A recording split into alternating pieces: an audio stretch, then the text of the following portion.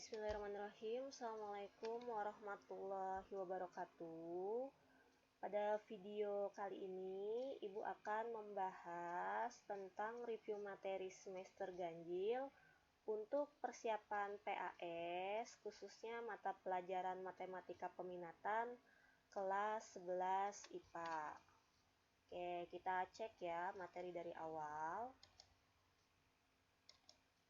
Nah, di sini untuk materi semester ganjil di matematika peminatan, intinya itu kita membahas segala sesuatu tentang trigonometri ya. Jadi, kita punya dua bab di sini, ada bab persamaan trigonometri, kemudian ada bab rumus-rumus trigonometri. Oke, kita akan bahas detail satu persatu ya. Oke, kita bahas dari persamaan trigonometri. Nah, persamaan trigonometri sebelum kita masuk ke subbab yang asli, itu sebelumnya sudah Ibu bahas dulu untuk review trigonometri kelas 10. Kenapa ini penting? Karena ini sangat menyangkut ke bab trigonometrinya ya. Jadi kalau misalnya dasarnya masih kurang, nah itu harus dipahami lagi saat belajar trigonometri kelas 10.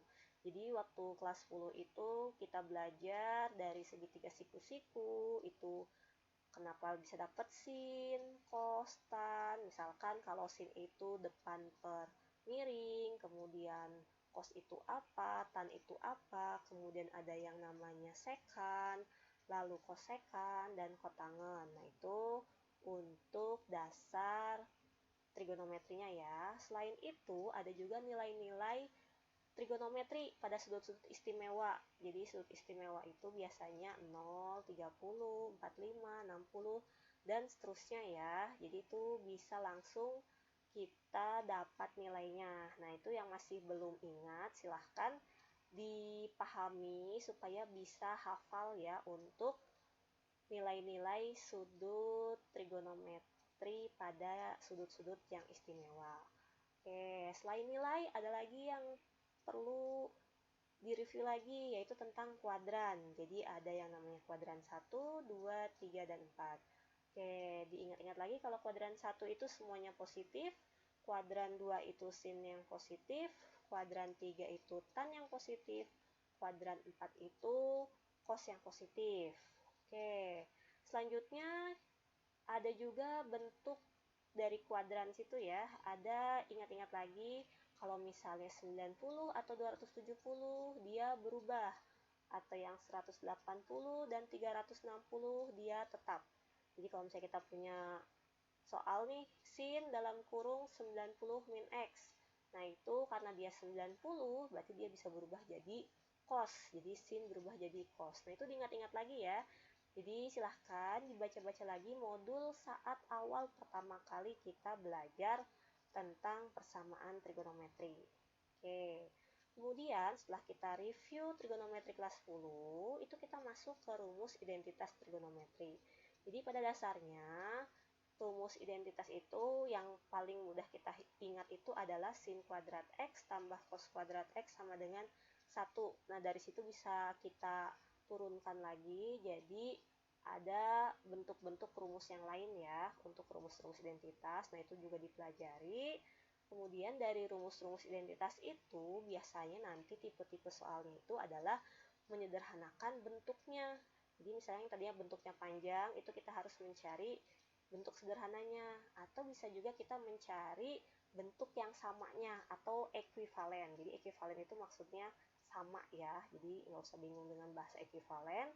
Nah, kemudian selain menyederhanakan bentuk trigonometri, bisa jadi kita juga membuktikan rumus identitas trigonometri. Nah, jadi ini campuran ya pembuktian rumusnya. Bisa ada identitasnya atau bisa yang dasar-dasar, seperti kalau sekan itu 1 per cos dan lain-lain ya. Jadi ini perlu dipahami tentang materi kelas 10 dan rumus identitasnya.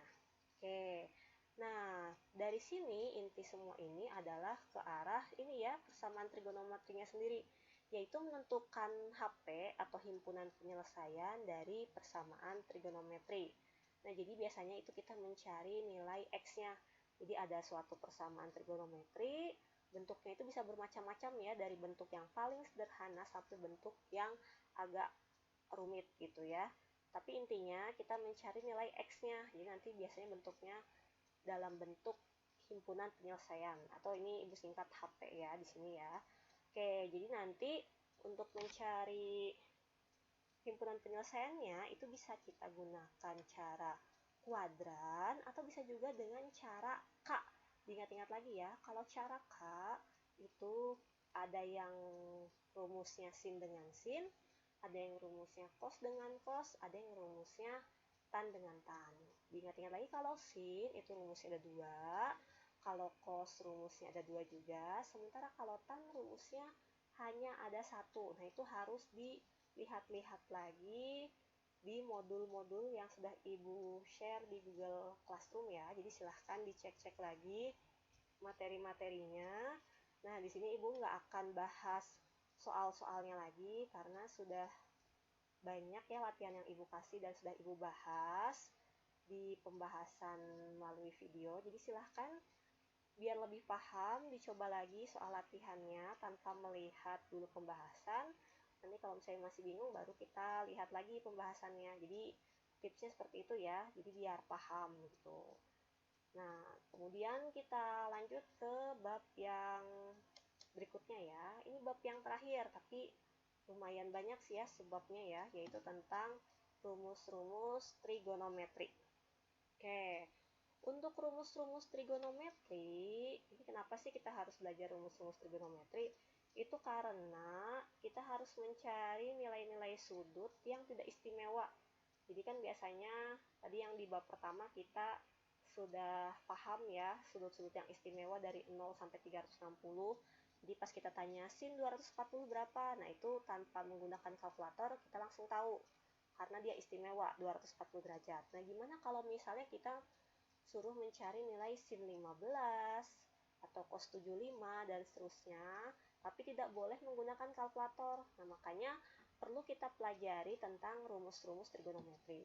Nah, ini karena rumusnya banyak, jadi dari sekarang silahkan dipahami dan dihafalkan ya untuk persiapan PAS. Oke, jadi yang pertama itu ada rumus jumlah dan selisih sudut. Oke, ini Ibu bahas dikit ya. Jadi misalkan tadi kita ingin mencari sin 15. Nah, 15 sendiri itu bisa kita ubah menjadi 45 dikurang 30. Kenapa kita ambil yang 45 kurang 30? Karena kita harus mencari dua sudut istimewa yang kalau kita kurangkan atau ditambahkan itu hasilnya menjadi 15.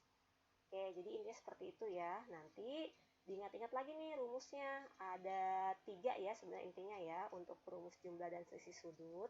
Ada yang untuk sin, ada yang untuk cos, dan ada yang untuk tan.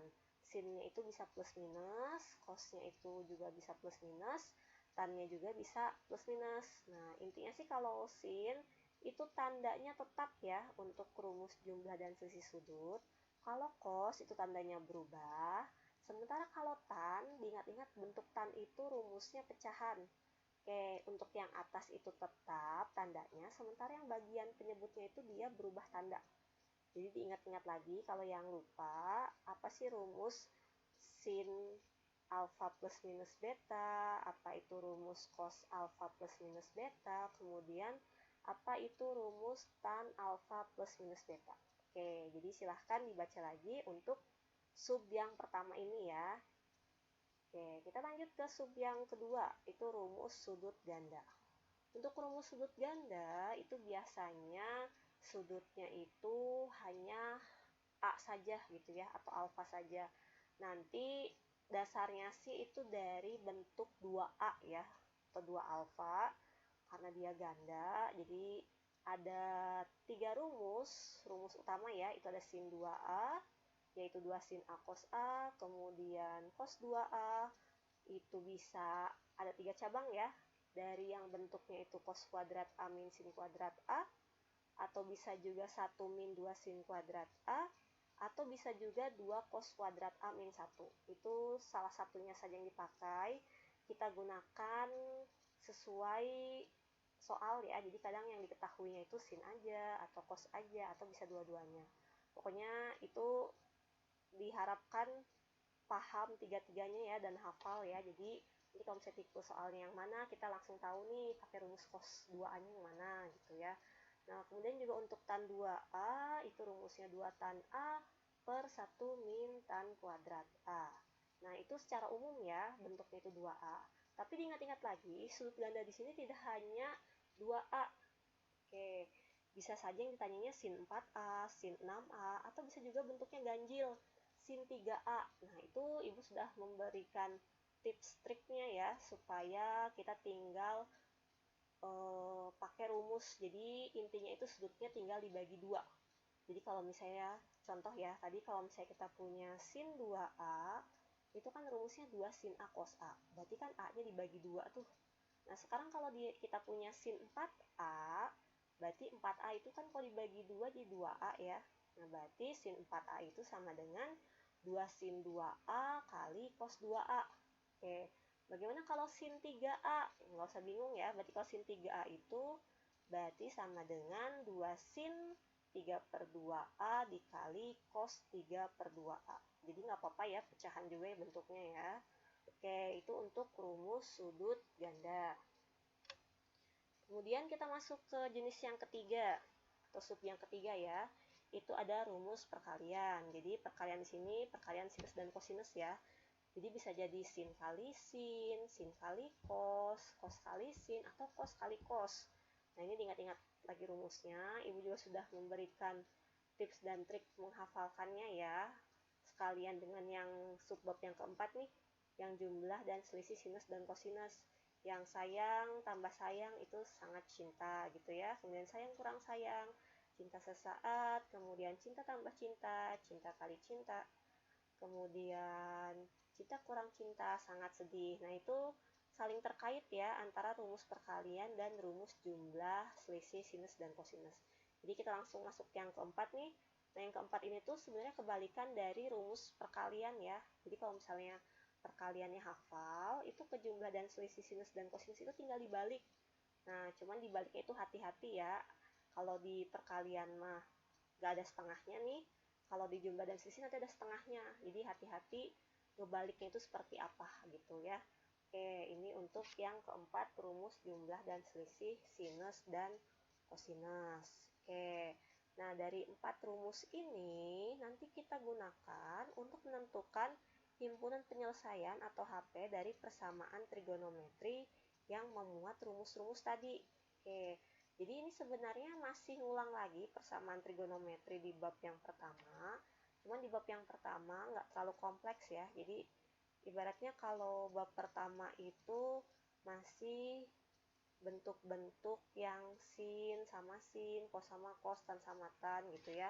Nah, sementara kalau untuk di bab yang kedua ini mencari persamaan trigonometrinya itu harus kita ubah dulu menggunakan rumus-rumus trigonometri yang dipelajari sebelumnya supaya bentuknya itu menjadi bentuk seperti bab yang pertama.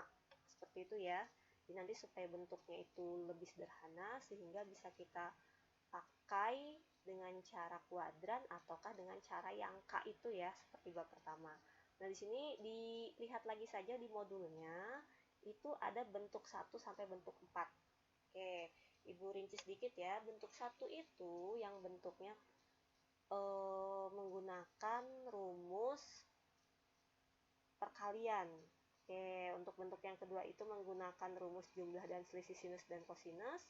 Bentuk yang ketiga itu dengan cara aljabar itu biasanya lebih ke arah bentuk rumus sudut ganda ya, tapi bisa juga yang lain. Intinya itu tipe ketiga itu campuran ya menggunakan aljabar.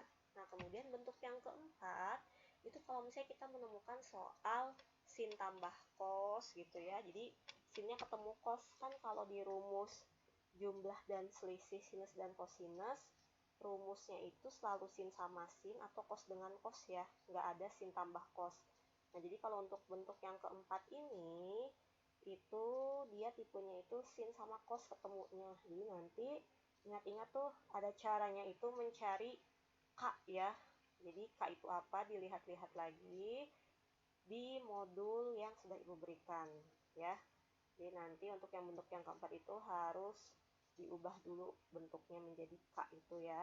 Oke, pokoknya intinya ini juga sama ya, dilihat-lihat lagi semuanya di modul-modul dan pembahasan soal-soalnya juga. Oke, nah ini yang terakhir banget nih ya di materi kita semester ini, yaitu tentang soal cerita. Soal cerita ini pastinya menyangkut tentang trigonometri ya. Nah, di sini yang dikhususkan itu pahami tentang sudut elevasi atau sudut depresi ya. Jadi itu dilihat-lihat lagi, Ibu sudah memberikan contoh soal dan ada beberapa latihan tentang soal cerita. Nah, itu dipahami lagi ya. Jadi ini juga kita harus paham soal ceritanya, kemudian nanti bisa juga menggunakan rumus-rumus yang 4 ini ya. Oke, jadi ini semuanya untuk bab yang rumus-rumus trigonometri juga. Ibu nggak akan bahas lagi soal-soal. Intinya, materi itu sudah Ibu berikan dari modul pertama ya sampai modul yang terakhir. Pembahasan soal juga sudah Ibu bahas.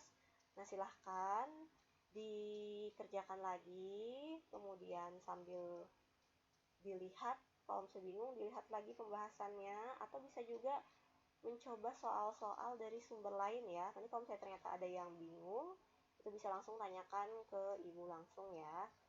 Oke, sekian dulu untuk pembahasan video kali ini. Jadi kita sudah review ya untuk materi dari awal semester.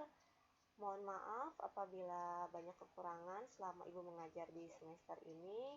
Terima kasih. Wassalamualaikum warahmatullahi wabarakatuh.